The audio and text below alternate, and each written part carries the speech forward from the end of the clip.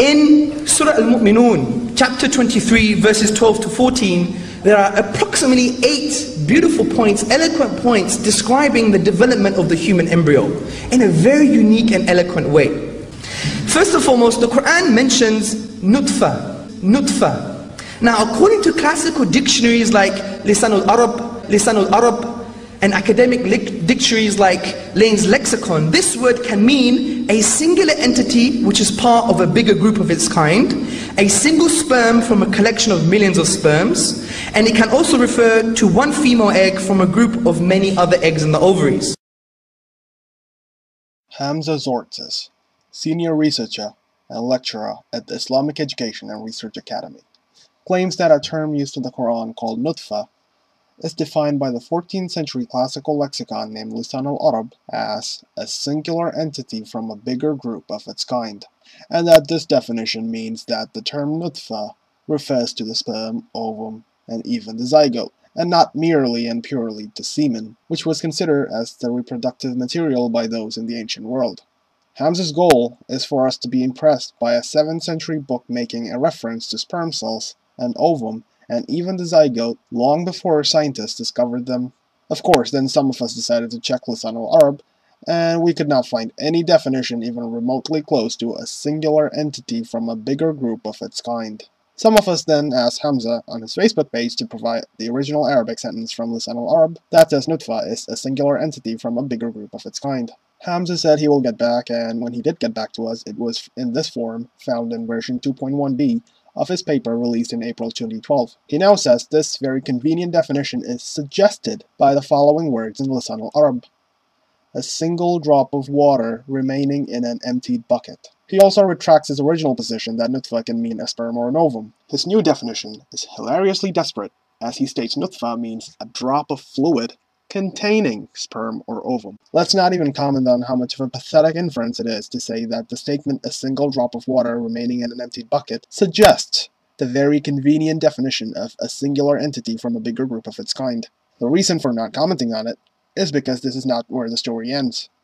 Some of us then decided to check Lisan al-Arab again, and we still could not find the definition of a single drop of water remaining in an emptied bucket. However, there were 2 instances that could be considered as contenders for this definition. The first instance is only remotely close due to it containing a reference to a drop of water. However, this clearly cannot be helpful to Hamza or any other Muslim because this definition is not even referring to the same word in the Quran. The word in the Quran is nutfa. The word here is nutafa. Secondly, Lisan al-Arab is not even defining nutafa as a drop of water. Instead, nutafa is defined as a pearl of pure color, which the dictionary describes as being similar to a drop of water. It is not saying nutafa is a drop of water. Therefore, this cannot be what Hamza is referring to. The second instance comes very close to Hamza's given definition from Lisan al-Arab. However, it is also vastly different from what Hamza would like it to be.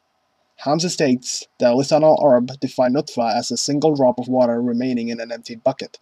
What Lisan al-Arab actually says in the Arabic is the following: وَالنُّطْفَةُ الْمَاءُ الْقَلِيلُ يَبْقَى فِي الدَّلُو. Translation: the little water remaining in the bucket. The key words are al-ma' al-qalil. Al-ma' is the commonly used word for water. Al-qalil means little or small amount. It does not mean a single drop.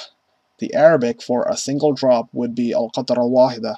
So let's paint the picture so far. Lisan al-Arab actually defines nutfa as the little water remaining in a bucket. Hamza mistranslates Lisan al-Arab and claimed that it defined nutfa as a single drop of water remaining in a bucket. Hamza then claimed, without any justification, that his mistranslation suggests the very convenient definition of a singular entity from a bigger group of its kind.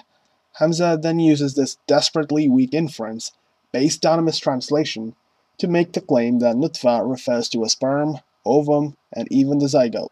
Or at least that was the case in version 1. Since he got busted on his misrepresentation of Lisan al-Arab, his version 2.1 suggests in a very convoluted manner that nutfa refers to a drop of fluid containing sperm or ovum. Now, if you thought such an amount of academic dishonesty was the end of it all, think again.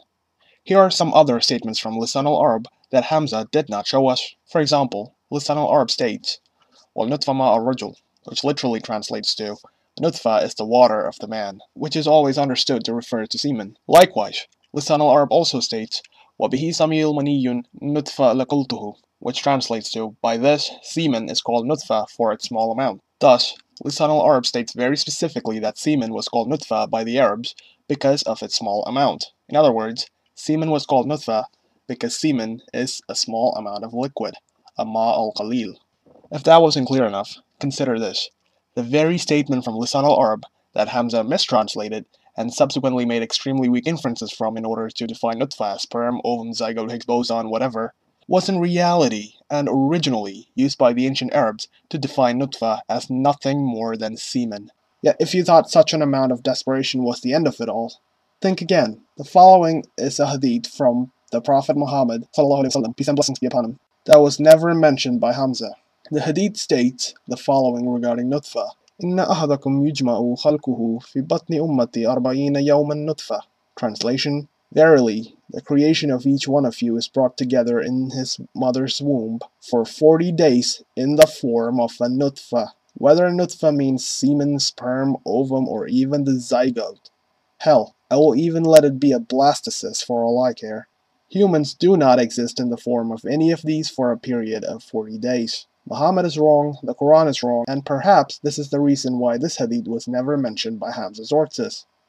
Have you ever seen a man more incompetent?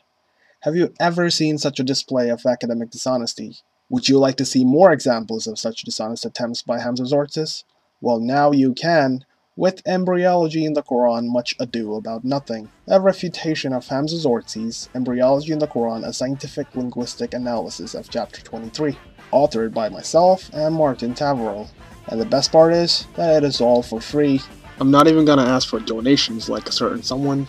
All you have to do is visit www.embryologyinthequran.blogspot.com, where the paper can be downloaded or read online.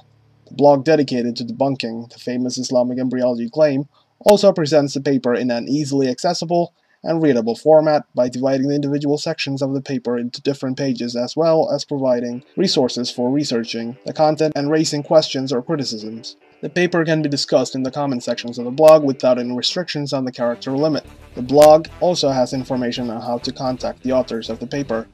If you're interested in knowing more about the paper, tune in to the Gin and Tonic Show, airing on September 22nd at 8 p.m. GMT. The episode will be subsequently uploaded to the YouTube channel, The Gin and Tonic Show. Please mirror this video if you can and spread the news. Thank you very much.